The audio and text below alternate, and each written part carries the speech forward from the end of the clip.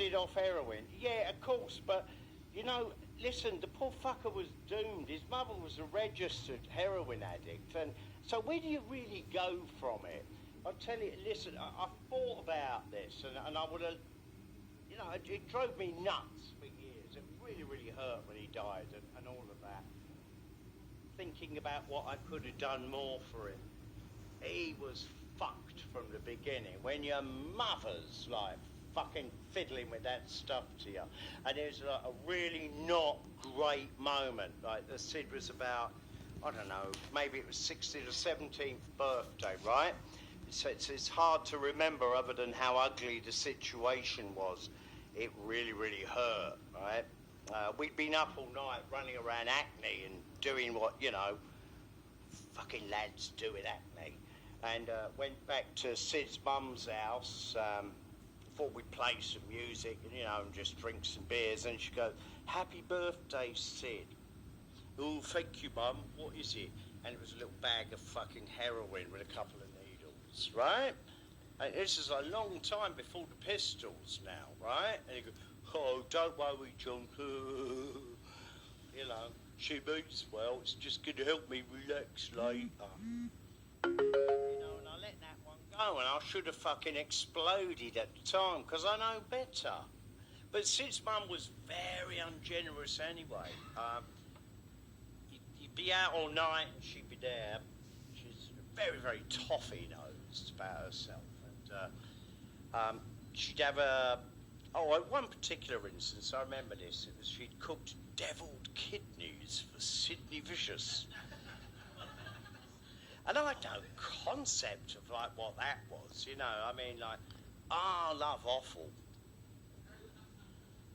It's awful. I hate it. Right?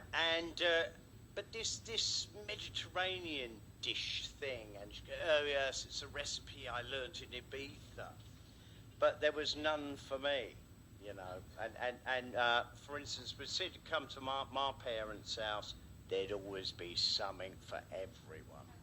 Right? And that's the environment he was brought up in, that unsharing, just for him, but cold and unemotional and detached, and making him feel terrible, like his mates were embarrassed.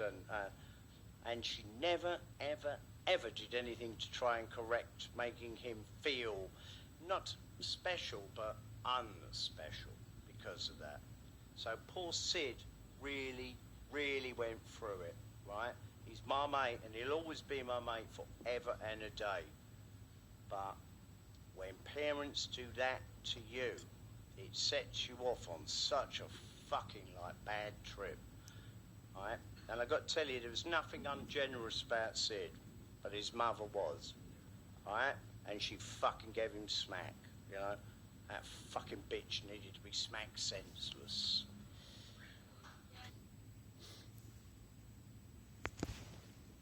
Sid Vicious woke up one morning and there was a woman that had been hacked to death in his bed, and he didn't remember what he had done the night before, and he probably did do it. And he was definitely headed for prison. And the story is about his mom is that she was afraid because he was a bit of a Nancy boy that he'd get raped over and over again if he went to prison. That's probably true. And I think it was the night before he was set to stand trial or go to prison, I think. He died of an overdose. And so people think, oh, yeah, maybe she did it. Yeah, maybe she did it. Or maybe he did it himself.